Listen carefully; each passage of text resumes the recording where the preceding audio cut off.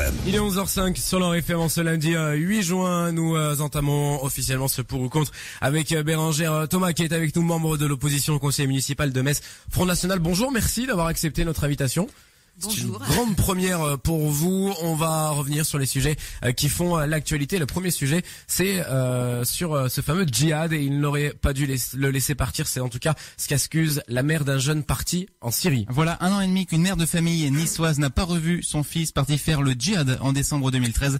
Elle a donc décidé d'attaquer l'État en justice et réclame 110 000 €. Elle le juge responsable du départ de son fils vers la Syrie. L'État est-il responsable, Bérangère Thomas, à votre avis? Quelque part, directement, oui et non. C'est le contrôle plus strict qui doit s'imposer, bien sûr, quand on est dans quand on prend l'avion, hein, c'est effectif. Je dirais que là aussi on a la parole, la douleur d'une mère qui a regretté ce fait, et puis c'est quand même aussi un choix parfois qu'on ne peut pas prévoir, hein. Il y a des déterminations de jeunes gens qui ont besoin d'action, qui ont besoin de s'engager, qui ont besoin de bouger, et parfois c'est très clairement, je dirais, sur le terrain personnel, hein, de prévoir, d'avoir des rêves aussi, d'avoir besoin justement de se prouver. Alors l'État responsable, quelque part dans le contrôle un peu plus strict. Mais le contrôle est fait au niveau de l'aéroport. Vous partez en Turquie, vous pouvez très bien dire que vous allez faire une semaine de tourisme. Voilà. Donc après, je dirais qu'il y a une autre donnée, c'est-à-dire qu'on peut mentir, qu'on peut aussi avoir une carte qui est falsifiée, qu'on peut se faire passer pour quelqu'un de plus âgé. Hein, c'est ce paramètre-là, parfois qu'on ne peut pas forcément dominer. Mais il était peut-être majeur d'ailleurs, ce garçon. C'est pas une question d'âge. Moi, je parle par exemple. On sait très bien que très souvent il passe par la Turquie et ensuite il rejoignent la terre de Syrie par la terre et non pas par les airs, parce que de toute manière prendre un vol en direction de pays surveillés, ça reste suspect. Mais à partir du moment où vous prétendez partir une semaine en vacances en Turquie, c'est une destination, hein, ah bien sûr, c'est une destination de vacances. Je pense que des milliers de personnes vont partir en Turquie cette année.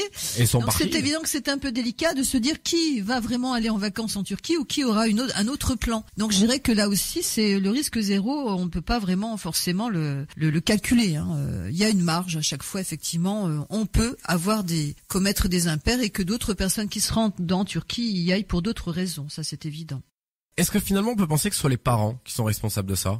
Alors je vais vous dire quelque chose. Au 19e siècle, on disait on est plus le fils de son siècle que de son père. Ça veut dire qu'en fait toute jeunesse vit aussi dans un contexte, et très souvent on peut échapper, je dirais, à ce qui peut être tradition familiale, même si on est bien éduqué, même si on est dans un contexte extrêmement de sécurité protégé. Je dirais que la personne elle-même, elle évolue avec son propre monde intérieur. Donc c'est difficile de penser que le milieu est absolument quelque chose qui peut empêcher des dérives.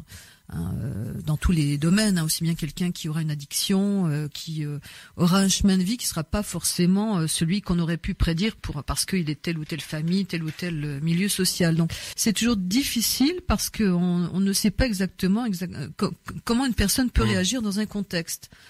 Dire que est-ce qu'il faut pas lutter à la source, notamment par exemple par les réseaux sociaux, plus contrôlés?